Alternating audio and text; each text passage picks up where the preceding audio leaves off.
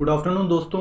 Dream R S के YouTube channel में आपका स्वागत है। तो आज 27 फरवरी का जो हमारा सबसे इम्पोर्टेंट एडिटोरियल था सोशल मीडिया गाइडलाइंस से रिलेटेड, उसको आज हम अच्छे से डिस्कस करते हैं। हम रिवाइज भी कर लेंगे कि अभी जो रिसेंट गाइडलाइंस आई है वो क्या क्या हैं। तो शुरू करते हैं। तो ये कल का ही आर्टिकल है, एक बार रिवाइज कर लेते हैं कि गाइडलाइंस क्या क्या थी। कि अभी तक जो सोशल मीडिया और जो ऑनलाइन न्यूज़ पोर्टल होते हैं या जो ओटीटी प्लेटफॉर्म है, ये अभी तक डीरेगुलेटेड थे, इन पे कोई रेगुलेशन नहीं था। तो लेकिन अब इनके लिए रूल आ गए हैं और इनको ये मानने पड़ेंगे। तो अब सोशल मीडिया के लिए क्या क्या रूल हैं वो एक बार देख लेते हैं। पहला इंपॉर्टेंट, अगर कोई भी विवादित पोस्ट होगी तो उसे 24 घंटे में हटाना होगा और साथ में ये भी बताना पड़ेगा कि इसका ओरिजिनेटर कौन है। अब इनमें 10 कैटेगरीज बनाई गई हैं कि इन मामलों में उन्हें 24 घंटे में बताना पड़ेगा। क्या क्या है वो, जैसे कि भारत की एकता अखंडता हो गई, जो हमारा लॉ एंड ऑर्डर है, सामाजिक व्यवस्था हो गई, या जो हीनियस क्राइम दुष्कर्म जैसे मामले होते हैं जिसमें किसी विमेन की जो आपत्तिजनक पोस्ट है मैसेज कर दिया जाता है, तो ऐसे मामलों में तुरंत कार्रवाई करनी पड़ेगी। उन्हें महिलाओं के सम्मान की रक्षा करनी पड़ेगी और उन्हें जो आपत्तिजनक कंटेंट होता है उसको 24 घंटे में हटाना होगा। और जो ये दूसरे मामले हैं जो भारत के लॉ एंड ऑर्डर एक जो भारत की इंटीग्रिटी सॉवरेनिटी को चैलेंज करते हैं, उनमें उनमें उनको बताना पड़ेगा कि ओरिजिनेटर कौन था। इसके अलावा क्या है कि जो सोशल मीडिया प्लेटफॉर्म होते हैं उनकी जो प्राइवेसी पॉलिसी होती है उनको भी लोगों को बताना पड़ेगा। अभी क्या होता है कि हमें डायरेक्ट क्लिक करना पड़ जाता है कि हाँ राइट क्लिक करो बस, हाँ एक्सेप्ट और नॉट। तो अभी जो व्हाट्सअप जो नई पॉलिसी ला रहा है, जो फेसबुक के साथ डेटा शेयर करने की बात कर रहा है, तो इस तरह के जो जितने भी यूजर एग्रीमेंट पॉलिसी होते हैं इनको लोगों की जानकारी में लाना होगा। तीसरा क्या है कि अभी तक जो ग्रीवेंस रिड्रेसल के लिए कोई तंत्र ढंग से नहीं था। अगर हम किसी पकड़े तो किसको पकड़ें, जो इनके जो कोई बोलता था कि हमारे अधिकारी तो यूएस में रहते हैं क्या है। तो लेकिन अब क्या होगा, जो शिकायत निपटारे के लिए एक अच्छा सा इंस्टीट्यूशनल मैकेनिज्म बना दिया गया, एक तंत्र होगा। इसमें क्या होगा कि इनको भारतीय अधिकारी की नियुक्ति करनी पड़ेगी, इसका जो नाम बताना पड़ेगा। तो इन अब क्या है कि एक कॉम्प्लाइंस ऑफिसर होगा जो क्या होगा, इंडिया बेस्ड होगा। और इसी हमें किसी को कंप्लेन करनी होगी तो क्या होगा, तो इसी अधिकारी को हम 24 घंटे के भीतर कंप्लेन कर सकते हैं। और इसका निपटारा कितने दिन में करना पड़ेगा कंप्लेन का, 15 दिन में। उसके बाद अगर मान लो ये किसी का कंटेंट हटाते हैं, जैसे इन्होंने जैसे ट्विटर है, अब उसने मान लो मेरा अकाउंट बैन कर दिया या मेरा कोई कंटेंट मेरा ट्वीट डिलीट कर दिया, तो एक तो हो सकता है कि गवर्नमेंट के कहने पे किया हो, जैसे इन रूल में होगा कि वो एकता अखंडता को नुकसान पहुंचाते हैं। एक हो गया कि ऐसा भी कुछ नहीं है, वो अपनी मर्जी से हटा रहे हैं, तो उनको ऐसा नहीं कर पाएंगे। उन्हें जो पर्सन है उसका भी पक्ष सुनना पड़ेगा। तो था अब इन सबके बाद जब हम बात करते हैं कि जो ओरिजिनेटर था, जो किसी भी पोस्ट का फर्स्ट ओरिजिनेटर था, उसका पता कैसे चलेगा। तो पता करने के लिए अब इन प्लेटफॉर्म के पास जो यूजर रजिस्ट्रेशन होता है उसके लिए वॉलेंट्री वेरिफिकेशन सिस्टम भी हो सकेगा। तो अब ये क्या कर सकते हैं, अभी तो हम कैसे भी आईडी बना लेते हैं फेसबुक पे, व्हाट्सएप पे, हमें ज़्यादा कुछ वेरिफिकेशन करने की जरूरत नहीं पड़ता, सिर्फ एक ओटीपी आएगा मोबाइल में, हमारी आईडी बन जाएगी। लेकिन क्या कई सारे फेक अकाउंट होते हैं, कई सारी फेक सिम ली जाती है। तो अगर हमें फर्स्ट ओरिजिनेटर का पता लगाना होगा तो क्या होगा कि अकाउंट का वेरिफिकेशन होना जरूरी है। तो अब ये क्या है कि ये हमसे कुछ जानकारी मांग सकते हैं कि आपका आधार कार्ड लाइए या कुछ लाइए। तो अभी इसको वॉलेंट्री रखा गया है, ऑप्शनल रखा गया है, आप चाहो तो दे सकते हो, नहीं लेकिन बाद में क्या पता अनिवार्य बना दिया जाए।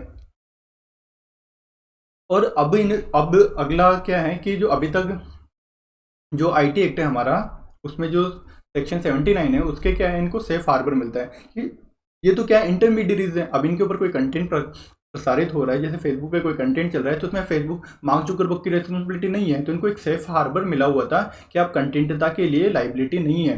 लेकिन अब क्या होगा कि कंटेंट का मतलब ऐसा थोड़ी कि अगर कोई दंगे फैलाने की बात चल रही है और फेसबुक पे धड़ल्ले से वो चल रही है और आप कह के बरी हो जाओ कि ये तो हमारा तो कोई कंट्रोल ही नहीं है कंटेंट पे। तो अब इनको ड्यू डिलीजेंस रखना पड़ेगा, वरना इनका जो सेफ हार्बर का प्रोविजन था वो अब अगर ड्यू डिलीजेंस नहीं रखेंगे तो कोई लागू नहीं होगा।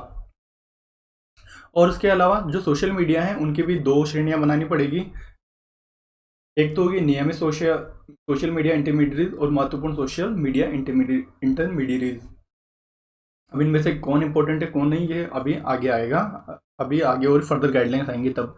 उसके अलावा जो ओटीटी और डिजिटल न्यूज़ को कंटेंट के लिए क्या गाइडलाइन सही है, तो अब इनको कंटेंट के लिए थोड़ी श्रेणियां बनानी पड़ेगी कि, है ना, और इनको फिल्मों जैसा कोड अपनाना पड़ेगा, जो वॉलेंट्री कोड, जिस तरह से ओटीटी, जिस तरह से हमारी फिल्मों के ऊपर क्या होता है, एक सेंसर बोर्ड होता है, और जो हमारी जो न्यूज़ होते हैं जैसे अखबार हो गया, तो प्रिंट मीडिया को रेगुलेट करने के लिए प्रेस काउंसिल ऑफ इंडिया, इस तरह से जो ये हैं। लेकिन जो ओटीटी हो गए, डिजिटल न्यूज़ हो गए, इनके ऊपर कोई रेगुलेशन अभी तक नहीं थे, तो अब इनको भी रेगुलेशन के दायरे में लाया गया है, क्योंकि इससे क्या होगा, एक लेवल प्लेइंग फील्ड होगा। आप ऐसा तो नहीं कह सकते ना, तो कि एक किसी के ऊपर कोई रेगुलेशन है, किसी के ऊपर खूब सारी रेगुलेशन, तो ये एक तरह से against the rule of law हो जाएगा, इक्वलिटी ऑफ, जो हमारा आर्टिकल 14 है, तो इक्वलिटी के अगेंस्ट हो जाएगा। तो अब जो ओटीटी और डिजिटल न्यूज़ हो गया, उनको 3 चरणों का सिस्टम बनाना पड़ेगा और इन्हें अपनी कंपनियों की जानकारियां देनी पड़ेगी।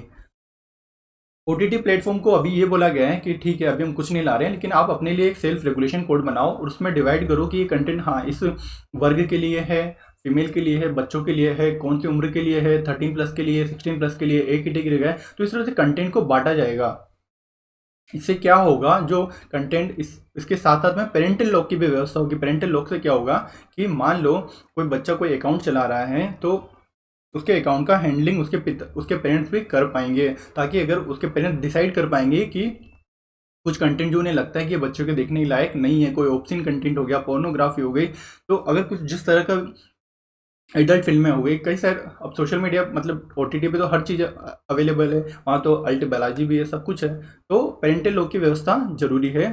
तो इससे अभिभावक अपने जो बच्चों के जो कंटेंट हैं उनको ब्लॉक कर सकेंगे, जो कंटेंट उन बच्चों के लिए उम्र के हिसाब से सही नहीं है। जो डिजिटल मीडिया हो गई, मतलब जो यूट्यूब पे जो न्यूज़ चैनल चलते हैं, लल्लन टॉप हो गया, ऐसे के जो कई सारे जो डिजिटल मीडिया हो गए, उनको भी अब इलेक्ट्रॉनिक मीडिया की तरह सेल्फ रेगुलेशन करना पड़ेगा। आपकी इनके ऊपर रजिस्ट्रेशन की कोई बाध्यता नहीं है कि आप रजिस्ट्रेशन करवाइए आके कि हाँ ये हमारा न्यूज़ चैनल नहीं, लेकिन आपको एक जानकारी देनी पड़ेगी कि हाँ हमारा न्यूज़ चैनल चला रहे हैं। अब इनकी निगरानी के लिए क्या होगा, न्यूज़ पोर्टल की निगरानी के लिए सुप्रीम कोर्ट के एक रिटायर्ड जज की अध्यक्षता में एक इंटर डिपार्टमेंटल मॉनिटरिंग बॉडी बनेगी। तो ओटीटी और डिजिटल वाला जो है ये थोड़ा इन्होंने मिक्स कर दिया है, तो यही एक इनका क्रिटिसिज्म भी बन जाता है। सोशल मीडिया के पे ये बढ़िया क्लियर है। अब आगे चलते हैं, इसके चैलेंजेस क्या हैं, इन्होंने दे तो दिए, इसके चैलेंजेस क्या हैं। सबसे बड़ा चैलेंज तो यही है कि डेमोक्रेसी में जो हम freedom of speech and expression की बात करते हैं, आर्टिकल 19 की बात करते हैं, तो क्या वो वायलेट होगा? क्या पता गवर्नमेंट हमारे किसी पोस्ट को जो उनको अच्छा नहीं लगे उनको बोल दे ट्विटर को कि भाई आप इसे हटाओ, ये इंटीग्रिटी के अगेंस्ट है, ये हमारी सोवरेनिटी के अगेंस्ट है, या फिर ये जो 10 कैटेगरियाँ गवर्नमेंट ने बनाई है उनमें से किसी के अगेंस्ट आती है। तो इस तरह से ये जो हमारी फ्रीडम ऑफ स्पीच है उसको वायलेट कर सकता है। लेकिन उसके लिए कोर्ट है ना, उसके लिए आप सुप्रीम कोर्ट जाइए, हाई कोर्ट जाइए, ऐसा कुछ हो रहा है। तो क्योंकि आप सिर्फ इसलिए नहीं कह सकते कि सरकार आपके किसी कंटेंट को डिलीट कर दे, इसका मतलब ये नहीं कि रेगुलेशन ही ना करो, क्योंकि बिना रेगुलेशन से जितने ज़्यादा खतरे हैं उतने उससे कहीं कम खतरे इनको रेगुलेट करने में हैं। तो अभी क्या हुआ है कि जो सरकार ने अभी हमारे कॉन्स्टिट्यूशन में आर्टिकल 19 में भी कुछ प्रतिबंध लगे हुए हैं कि आप, हाँ ये कुछ 8 स्थितियाँ दिखाई गई है, जैसे कि फ्रेंडली रिलेशन हो गए, लॉ एंड ऑर्डर हो गया। तो इस तरह अब इन्होंने क्या किया है कि लॉ में 2 और एडिशन कर दिए हैं। वो 2 क्या हैं, धन शोधन और जुए को प्रोत्साहित करना, या ऐसी कोई भी विषय वस्तु जो कानून सम्मत नहीं हो, जो लॉ के अगेंस्ट हो, या जो धन शोधन और जुए को प्रमोट करती हो। अब ये 2 बातें क्या हमारे आर्टिकल 19(2) में लिखी है, नहीं लिखी हुई है, तो इसका कॉन्स्टिट्यूशनलिटी, संवैधानिकता, ये क्या है कि कोर्ट में मामला जा सकता है कि आपने कैसे ऐड कर दिए। तो क्या होगा, गवर्नमेंट चाहे तो इनको अमेंडमेंट करके ऐड भी कर सकती है। क्योंकि अभी और क्या है कि हाँ अभी जैसे कि मान लो कुणाल कामरा हो गया, कोई भी हो गया, तो क्या ये लोग कई सारे चुटकुले अमित शाह के चुटकुले बनेंगे, मोदी जी के बनेंगे, गहलोत जी के बनेंगे, तो अभी हम कर सकते हैं, क्या आप बाद में कर पाएंगे? तो ये एक तरह से ऐसा लोग आलोचक ये बोल रहे हैं कि इससे लोकतंत्र में बोलने और लिखने की जो आज़ादी है उसको चैलेंज मिलेगा। दूसरा, जब इनको पावर दे दिया गया है कि ये वॉलंटरी वेरिफिकेशन के लिए आधार नंबर मांग सकती है, तो वो हमारी प्राइवेसी के लिए भी खतरा बन जाएगा।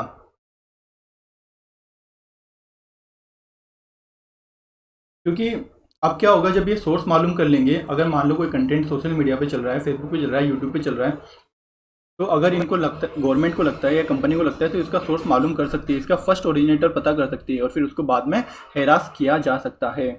तो ये एक तरह से उनकी जो प्राइवेसी है, जो राइट टू प्राइवेसी है, निजता का अधिकार है, उसका उल्लंघन होगा। तो क्या हम ये बोलें कि ये सोशल मीडिया को सेंसरशिप की तैयारी है? तो हम ऐसा नहीं बोलेंगे, क्योंकि जिस तरह से सिनेमा, टेलीविजन, न्यूज़पेपर के लिए भी नियम है, तो सोशल मीडिया के लिए भी नए नियम हैं। और तीसरा क्रिटिसिज्म हमने पहले ही देख लिया कि इसमें मीडिया और ओटीटी को गड़बड़ कर दिया गया है।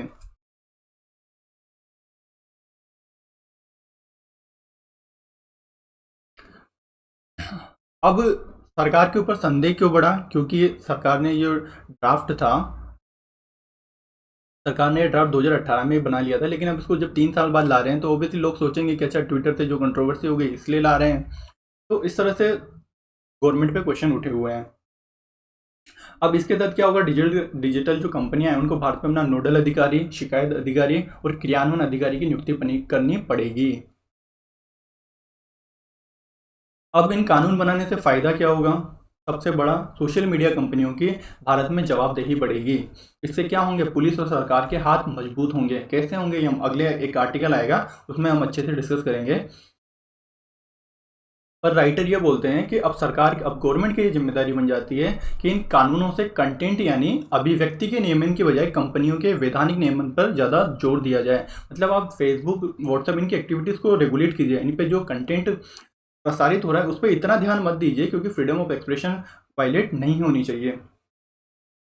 जो right to freedom of expression है वो वायलेट नहीं होना चाहिए। ऑब्वियसली जो ये कुछ कंटेंट होते हैं तो एक कमेटी बना, एक, मैं तो बोलूँगा एक कमेटी होनी, जो ये खैर एक कमेटी बनाने का प्रस्ताव भी है, जो इंटर डिपार्टमेंटल कमेटी होगी जिसके पास जो मोटो पावर होगा, वो क्या करेंगे, देख पाएगी कि ये कंटेंट अगर इंडिया विरोधी है तो क्या उसको हटाया जाए या नहीं हटाया जाए। तो पर ज़्यादा ज़रूरत क्या है कि कंपनियों का वैधानिक नियमन हो, उससे ज़्यादा कि कंटेंट पर। और क्या इंडिया ऐसा पहला कर रहा है? नहीं, ये डिजिटल कंपनियां अपने आप को आजकल है ना वर्ल्ड में, मतलब वर्ल्ड की जो कई सारी कंट्रीज है ना उनको चैलेंज करने लग गई है। जैसे कि ऑस्ट्रेलिया को चैलेंज कर लिया इन्होंने, डायरेक्ट भिड़ गए। ऑस्ट्रेलिया में तो इन्होंने यहाँ तक कि जो उनके हेल्थ डिपार्टमेंट के जो फेसबुक पेज होते हैं या इमरजेंसी के फेसबुक पेज होते हैं वो बंद कर दिए। मतलब आप सोच लो, अगर अमेरिका में, जो ऑस्ट्रेलिया में कोई डिजास्टर आ जाए तो आप कहाँ पोस्ट करते हो? फेसबुक पे। तो वहाँ पर तो उनका पेज ही ब्लॉक कर दिया इन्होंने, ऑस्ट्रेलिया गवर्नमेंट का। तो ये तो कितना बड़ा हो गया। अब एक देश के आप राष्ट्रपति को ब्लॉक कर दे रहे हो, ठीक है उनका कंटेंट वो है, लेकिन बात यह है कि आज ये इतनी बड़ी हो गई है कि किसी भी जो बड़े से बड़े देश को चैलेंज कर सकती है। अब चलते हैं आज के जो आर्टिकल आए हुए हैं उनके ऊपर। तो जो सोशल मीडिया गाइडलाइंस हैं उन पर आर्टिकल आया है कि अंकुश सही पर कुछ सवाल भी। अब अंकुश होना क्यों जरूरी है? कि हम ऐसे समाज में रहते हैं, इंडिया ऐसा है ना कि जहाँ पर व्यक्तिगत और सामूहिक सोच और तार्किक और वैज्ञानिक हो। हम क्या है ना, तो ज़्यादा लॉजिक तो लगाते नहीं है। हमारी जो ज़्यादातर पॉपुलेशन है वो बिना लॉजिक के व्हाट्सएप यूनिवर्सिटी से चलती है, इधर आया इधर फॉरवर्ड कर दिया। तो उससे क्या होता है ना, कई बार लोग एक दूसरे के खून के प्यासे हो जाते हैं। मतलब कई बार है ना, एक फर्जी मैसेज की वजह से दंगे भड़क जाते हैं। अभी आप एक रिसेंट रिपोर्ट आई थी, उसमें क्या हुआ था कि एक मानसिक रोगी महिला थी, उसको लोगों ने डायन बताकर पत्थर मार मार के डिलीट कर दिया, पत्थर मारकर मार दिया। तो इस तरह के सोशल मीडिया पे इनके वीडियो वायरल होते हैं। तो क्या इन पे अंकुश लगाना जरूरी नहीं है? इन पे अंकुश लगाना बिल्कुल सामयिक है, बल्कि जरूरी भी है। और क्या इंडिया अकेला ऐसा कर रहा है? नहीं, सिंगापुर हो गया, ऑस्ट्रेलिया की हमने बात कर ली, जर्मनी की हम बात कर लें, ब्रिटेन की बात करें, इवन यूएसए की बात करें, तो ये सब भी कहीं ना कहीं इनसे ना थोड़े से परेशान हो गए हैं। ये सब भी इनको थोड़ा रेगुलेट करना चाह रहे हैं, क्योंकि जो अभिव्यक्ति की स्वतंत्रता है, जो हमारा freedom of speech and expression है, अब उसको दंगे कराने की सीमा तक तो खुला नहीं छोड़ सकते ना, कि freedom of speech and expression के नाम पे आप दंगे करा दो। ऐसा तो नहीं कर सकते ना, थोड़ा सा रेगुलेट करना जरूरी है। क्या फिर हम या बच्चे को ऐसे कंटेंट देखने की आज़ादी दे सकते हैं जो मतलब उसकी उम्र के लायक नहीं हो? तो ये सब हमें कंट्रोल करना पड़ेगा। तो राइटर ये बोल रहे हैं कि जो समय की डिमांड ही ऐसी है कि हमें इनको कंट्रोल करना पड़ेगा। अब इसमें ये हमने आर्गुमेंट पहले भी डिस्कस कर लिया। तो राइटर ये बोलते हैं कि ऑब्वियसली हमारे कॉन्स्टिट्यूशन में जो freedom of speech and expression है उसके ऊपर 8 स्थितियां दी गई है जिन पर प्रतिबंध लगाया जा सकता है। तो अभी इन्होंने दो जो ऐड किए, धन शोधन और जुए को प्रोत्साहित करना, और ऐसी कोई वस्तु, ऐसे कोई कंटेंट जो लॉ के अगेंस्ट हो। तो अब ये दोनों चीज़ें कॉन्स्टिट्यूशन में नहीं है, तो इनको चैलेंज किया जा सकता है। तो इन सारी गाइडलाइंस के बीच में केंद्रीय मंत्री ने बोला कि आपका ये दोहरा स्टैंडर्ड नहीं चलेगा। क्यों नहीं चलेगा भाई? क्योंकि अब क्या हो रहा है ना कि आप इंटरमीडिएरीज हो। आप क्या हो? इंटरमीडिएरीज। आपका काम नहीं है कि आप अपनी आइडियोलॉजी अपने प्लेटफॉर्म पे तो हो। अगर फेसबुक की कुछ आइडियोलॉजी, कुछ भी हो, वो कुछ भी मानते हो, अगर आपको सही लगता है तो आप प्रमोट करो। नहीं, आप नहीं कर सकते। आप एक सिर्फ इंटरमीडिएरीज हो। वहाँ पे जो कंटेंट चलता है उस पर आपकी आइडियोलॉजी इंपोज नहीं होनी चाहिए। ऐसे तो फिर आप कैपिटलिस्ट को कैपिटलिज्म कर सकते हो, आप कम्युनिस्ट फैला सकते हो अपने प्लेटफॉर्म के थ्रू। तो ये नहीं होना चाहिए। तो अभी क्या हुआ कि अमेरिका में जो कैपिटल हिल पे हमला हुआ, तो वहां पर तो इन्हें डोनाल्ड ट्रंप को बैन कर दिया। तो ये उनको अगेंस्ट लगा। लेकिन इंडिया में अभी जो फार्मर प्रोटेस्ट हुआ 26 जनवरी पे, जो हमारे लाल किले पर दंगे उठे, तो ये एक तरह से क्या ऐसा लग रहा था इनकी मानसिकता कि ये उनको किसानों के पक्ष में है। किसानों के पक्ष में होना अलग बात है, तो आप हो, लेकिन आप उनको अपने प्लेटफॉर्म पे नहीं लगा सकते, क्योंकि आपका काम इंटरमीडिएरीज का है। आप एक स्टेक होल्डर नहीं हो उस मामले में। आपका पर्सनल व्यू है, आप अलग से मार्क जुकरबर्ग को अलग से कमेंट करें तो शायद फिर भी लोग समझ जाएं। अब राइटर ये कह रहे हैं कि अच्छा चलो मान लीजिए अगर लाल किले पर राष्ट्रध्वज का अपमान हुआ, तो उसके लिए हम ये भी लगा सकते थे, राष्ट्रीय गौरव अपमान निवारण कानून 1971। इसमें प्रावधान है कि राष्ट्रीय जो हमारे गौरव हैं उनका अपमान नहीं किया जा सकता। लेकिन हमारे ये थोड़ा राइटर का है, पर जो मैंने आपको बताया बात वो भी है, वो मेरा व्यू है।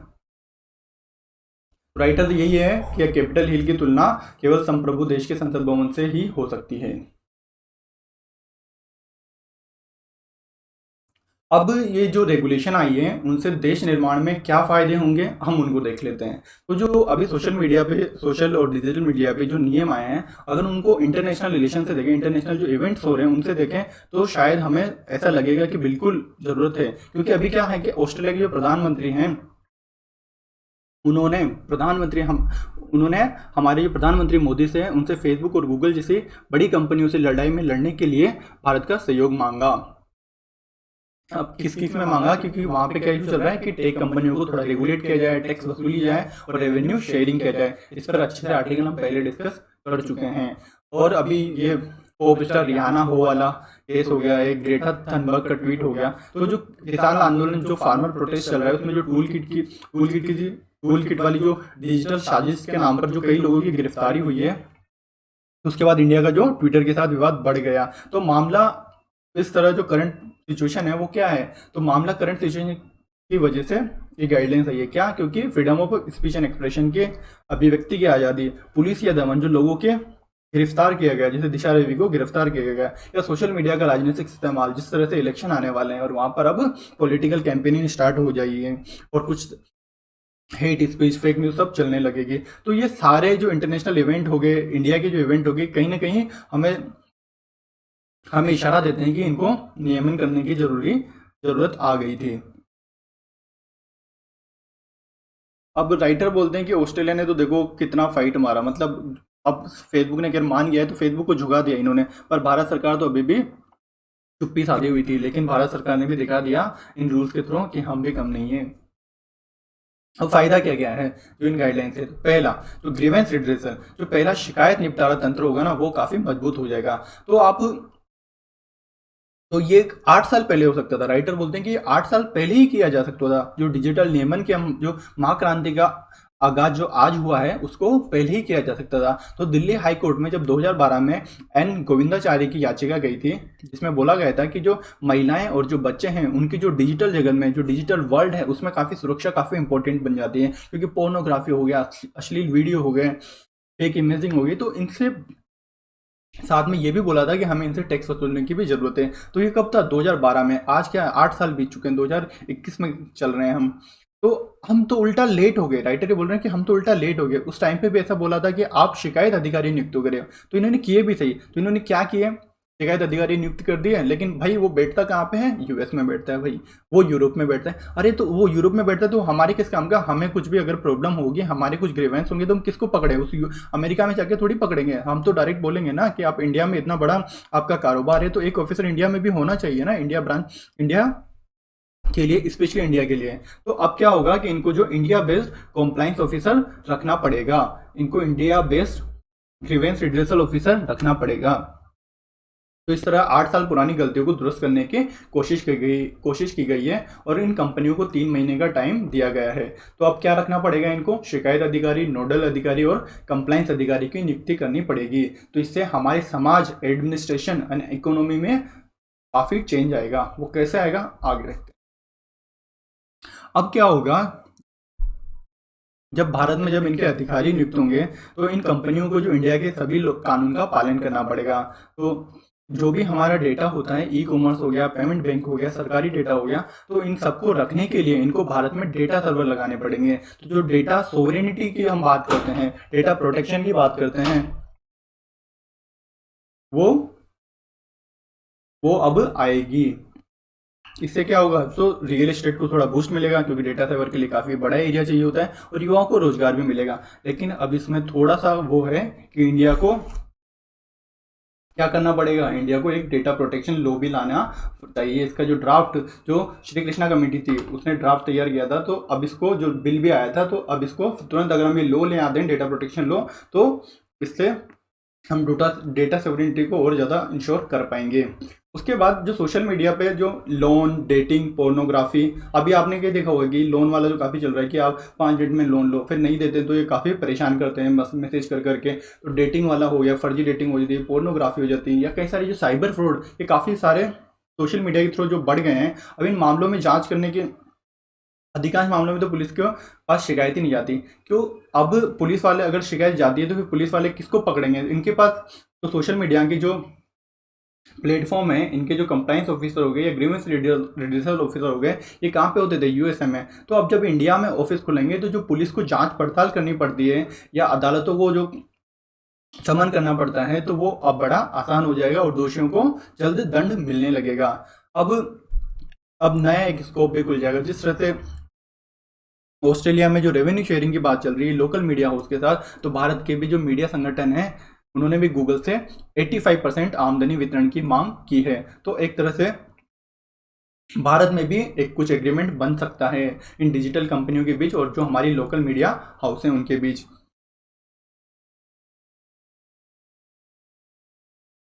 अब क्या है ना कि अभी तक जो ये था, ये टैक्स इवेजन करते थे, ये हम अपना जो प्रॉफिट है वो प्रॉफिट शिफ्ट कर देते थे, कहीं दिखा देते थे कि अच्छा ये हमारा तो मेन ऑफिस कहाँ पे है? यूएसए में। हमारा तो सारा सर्वर, डेटा सर्वर कहाँ पे है? यूएसए में। तो हमारा सारा कॉस्ट कहाँ पे होता है? यूएसए में। तो हम टैक्स भी कहाँ देंगे? यूएसए में। तो इस तरह से कई सारा टैक्स ये इवेजन कर रहे थे कहीं ना कहीं तरह से। हाँ, डेफिनेटली इंडिया ने इक्वलाइजेशन लेवी लगाई थी, आपको पता होगा, है ना, 2%। वो इक्वलाइजेशन लेवी लगाई थी डिजिटल कंपनियों पे टैक्स के लिए। तो वो कहीं ना कहीं फिर भी जो एक्चुअल जो टैक्स है ना, जो उनको देना चाहिए वो नहीं है। लेकिन अब क्या होगा, जैसे मान लो व्हाट्सएप ने तो बोल ही दिया, अभी थोड़े दिन पहले न्यूज़, 1-2 दिन पहले न्यूज़ पे हमने डिस्कस भी दी कि वो फेसबुक अपनी जो प्राइवेसी पॉलिसी है उसके साथ कंटिन्यू करेगा। तो जो डेटा का जो अगर लेन देन होगा तो फिर उसकी जो कमर्शियल वैल्यू, जो व्हाट्सएप जो डेटा फेसबुक के साथ शेयर करेगा, तो आप उसकी कमर्शियल वैल्यू देखिए, जो उसको उस डेटा की कमर्शियल वैल्यू किससे आ रही है? वो इंडियंस का डेटा है। तो इसका जब टैक्स का मूल्यांकन होगा तो इंडियन गवर्नमेंट को काफ़ी अच्छा टैक्स मिलेगा।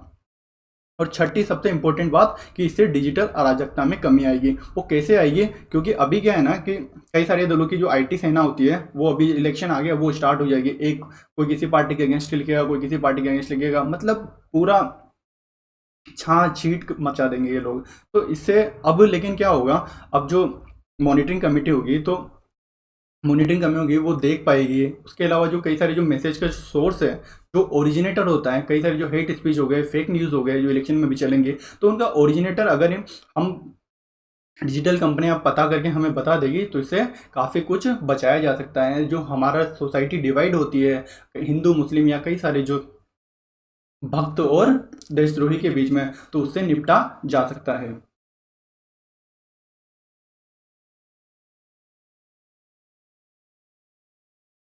अब सोशल मीडिया पर जब गाइडलाइंस की बात आ रही है और इलेक्शन की बात आ रही है, तो हम देख लेते हैं कि जो 2013 में चुनाव आयोग ने कुछ गाइडलाइंस दी थी वो क्या थी, तो अब राइटर ने ये भी बोला है कि नए नियमों के तहत जो 2013 की गाइडलाइंस था उनका अगर अच्छे से पालन होगा तो जो सभी दलों की जो आईटी सेना है उनका जो नेटवर्क है, जो उनके मैसेजिंग के सोर्स हैं, उनका खुलासा हो पाएगा, ओरिजिनेटर का पता चल जाएगा कि ये पहला कंटेंट सबसे पहले किसने डाला। तो अब ये 2013 में जो PCI election commission of India ने जो कोड दिए थे, 2-3 पॉइंट दिए, निर्देश दिए थे, उनको भी देख लेते हैं। तो इन्होंने क्या बोला था कि जो जो कैंडिडेट खड़े हो रहे हैं उनको अपना ईमेल आईडी और सोशल नेटवर्किंग साइट के जो खाते हैं कि ये मेरा फेसबुक पेज है, ये मेरी फेसबुक आईडी, ये मेरा इंस्टा है, इसका ब्यूरो इलेक्शन कमीशन को देना पड़ेगा। उसके अलावा जो ये विज्ञापनों पर खर्च होता है, जो भी फेसबुक पे एड चलते हैं, तो इनका जो खर्च है वो जो आपका चुनाव खर्च है उसमें शामिल किया जाएगा। अब उसमें क्या है ना कि अगर आप जैसे बीजेपी अगर वो अपनी आईटी सेल रखने के लिए कर्मचारी रखती है तो उसकी सैलरी को भी इसमें ऐड किया जाएगा चुनाव खर्च में। उसके बाद 2019 में सोशल मीडिया प्लेटफॉर्म कुछ वॉलेंट्री कोड ऑफ एथिक्स भी लाए थे, तो उन्होंने बोला था कि हम इलेक्शन कमीशन ऑफ इंडिया का फुल सपोर्ट देंगे। आप अगर बोलते हो कि जो धारा 126 है जिसमें कि 48 घंटे की 48 घंटे के पहले आप कुछ प्रचार विचार नहीं कर सकते, लेकिन सोशल मीडिया पे तो होता था, तो उसको कंट्रोल करने के लिए आप बोलोगे हम उसका पालन करेंगे, हम 3 घंटे के भीतर में कार्यवाही करेंगे। तो ये वॉलेंट्री कोड था जो सोशल मीडिया प्लेटफॉर्म खुद लेके आई थी। तो इसके लिए एक कमेटी भी थी। इससे पहले कमेटी किसकी, उमेश सिन्हा की कमेटी थी। उसने जो ये आरपी का सेक्शन 126 था उसके ऊपर अपनी सिफारिशें दी थी। अब जब सारी बातें चल रही है तो एक फेक न्यूज़ भी देख लेते हैं कि जो अभी चुनाव में फेक न्यूज़ होंगे तो उनसे रिलेटेड करने के लिए उनसे कंट्रोल करने की क्या ज़रूरत है। तो अभी जो मीडिया है उस पर जो उनका स्वामित्व है उस पर अंकुश लगाने की ज़रूरत है, क्योंकि आप देखोगे कई सारे जो मीडिया चैनल हैं ना उनके एक्चुअल जो प्रमोटर्स कौन से पॉलिटिकल पार्टी को फंडिंग करने वाले होते हैं। तो इस अगर वो उनकी फंडिंग उनके प्रमोटर किसी पॉलिटिकल पार्टी से रिलेटेड हैं, वो उसको भी फंडिंग करते हैं, तो डेफिनेटली उनकी जो न्यूज़ प्रसारित होती होगी उन पर उनका कुछ इफेक्ट आता होगा। तो हमें जो मीडिया स्वामित्व है उस पर अंकुश लगाने की ज़रूरत है। और जो कानूनी तौर पे जो फेक न्यूज़ है ना उसको डिफाइन करना पड़ेगा कि हाँ फेक न्यूज़ है, ये फेक न्यूज़ है। जब डिफाइन कर पाएंगे तभी हम उसको साबित कर पाएंगे कि ये फेक न्यूज़ है। और इनको हल करने के लिए एक शिकायत निवारण तंत्र होना चाहिए और लोगों के बीच में जो डिजिटल मीडिया लिटरेसी है उसको बढ़ाना चाहिए। अब कंक्लूजन में ये जो बार बार बात चल रही है ना कि फ्रीडम ऑफ स्पीच के अगेंस्ट होगा, तो कंक्लूजन में ये बोला जा सकता है कि जो कॉन्स्टिट्यूशन निर्माता थे, जो हमारे अम्बेडकर साहब थे, उन्होंने ये बोला था कि आप संविधान कितना ही अच्छा बना दो, इससे फर्क नहीं पड़ता। संविधान का फर्क तब पड़ेगा कि भविष्य में जो आने वाले पॉलिटिशियन हैं वो इसको किस तरह यूज़ करते हैं। तो यहाँ पे भी वही होगा कि वो इन्हें फ्रीडम ऑफ स्पीच के अगेंस्ट यूज़ करते हैं या फिर अच्छे से रेगुलेशन के लिए यूज़ करते हैं। तो ये हमारा ये इम्पोर्टेंट आर्टिकल ख़त्म हो गया। धन्यवाद।